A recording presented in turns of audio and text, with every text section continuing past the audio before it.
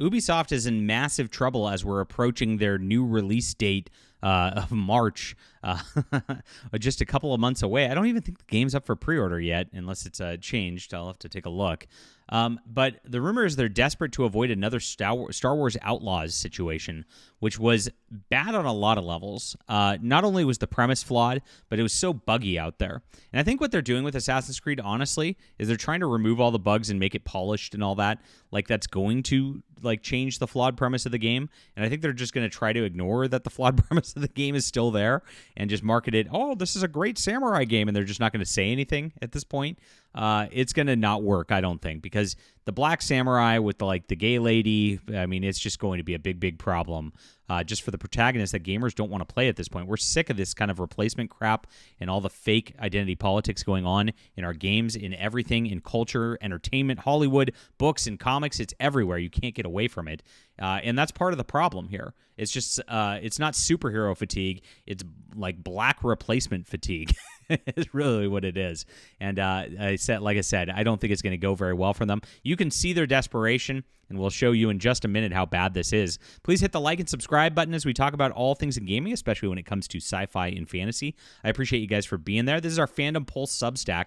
And please sign up for this. This is where John Trent and I tell all the hard-hitting news that nobody else reports, and we would really appreciate you if you'd come on here. There's a lot of articles every single day I don't get to on the YouTube channel because Trent does 5 or 6 every day. I do 2 or 3 every day, and I can only do 3 videos a day. So if you want to be on top of everything, it's a great place to be, and it's a great place to read early in the morning as well. Really appreciate you for being there. That's in the description below if you will sign up and be so kind.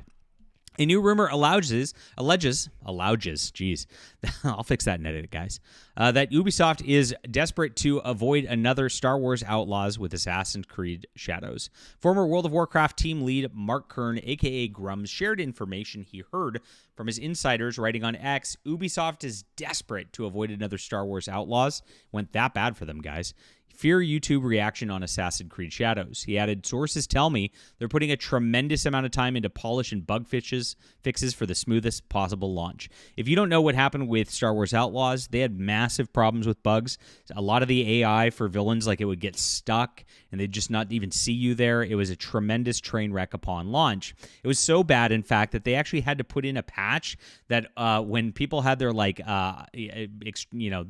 more expensive editions of the game that they got early access with it, those people were forced to lose their saves to use this patch and actually start over again. It was really sad because a lot of people put 10, 20 hours, maybe 30 hours into it, and then they were like, oh gosh, I don't even want to play this game anymore because I just lost all of my progress on this. They gave everybody this in-game trinket that really doesn't add a lot of value as a result, but it gets worse for Ubisoft, as we've seen that there are other claims out there, like Warhorse Studios creative director Dan Vavra, revealing that Czech YouTube is seeing that large video game developers are terrified of YouTubers like Critical Drinker and Asmongold, because those two men are so influential at this point that they can make or break a video game's success. If they play a game, they think it sucks, they know there's a massive problem. And what's the weird part is instead of these guys taking criticism and making games better, we've seen it in a couple spots. Obviously, the guy from Saber Interactive with Space Marine 2 actually said he was watching those channels. He loves those channels and actually cares about games. Most of them just want to continue on with what they're doing. And Ubisoft is so much of a monolith sort of fixture in the video game industry, especially with AAA games, that they've got an ego about them where they just can't accept the criticism and do things right. In fact, the big problem that's going on within Ubisoft, according to my insider right now, is that they don't actually believe that they need to change anything. They don't need to change the DEI stuff or anything like that. They're all in on that still. They just think the way that it presented has to be changed. And that's exactly what we're hearing about these bug fixes and the like that they're trying to do. They think that if they just have a buggy turd, that it's somehow going to be better if it's a non-buggy turd, right? And that's exactly what's going on. But I don't think they're going to get the reaction that they think they're going to get once this all comes out. And they're super desperate about this stuff. As translated from Reddit user Pezric Varva said, listen, I've even heard big developers companies are really scared of, quote, hate tubers. Let's say the guys who started criticizing Critical Drinker, Asmongold, others who started criticizing big companies. And he continued, I thought it was so niche. Okay, Asmongold's got a few million followers. This video has some impact, but it's definitely not what everybody is watching. Yeah, okay. However, he then noted, now I found from some people that companies are really terrified of them. It's having an impact. When somebody starts to critique the games in the corporate world, it does have an impact.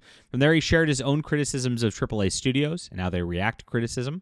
He says it's unsustainable how these corporations do it, considering now they've made games that nobody wanted, and they even said it. Those gamers started complaining, and then they didn't like it, and then they didn't want that kind of game, and then the developers started telling them that they were stupid and that it wasn't the game for them, which is completely bizarre that you're insulting your own customers. I covered very similar today earlier in the day about Paizo, which is a Dungeons and Dragons alternative, telling half the country that they don't want them playing their game and calling people fascists. Like, it's so stupid to do this. I don't know why they would do this kind of thing whatsoever. As an author myself, I want everybody reading my books, and I say so all the time. I never do this "it's not for you" sort of thing. I mean, if somebody doesn't like something because they've got different tastes or whatever, I let them have that. I mean, that's just part of what it's about. And of course, you try to cater to your audience as much as possible. You would, right? Except for when you're Ubisoft, I guess. It also comes in the wake of Ubisoft delaying Assassin's Creed Shadows another month. It was originally delayed from November to February, was more recently delayed from February to March. Their press release explained it, saying, additionally, as part of the renewed focus on gameplay, quality, and engaging day one experiences, it has been decided to provide an additional month of development to Assassin's Creed Shadows.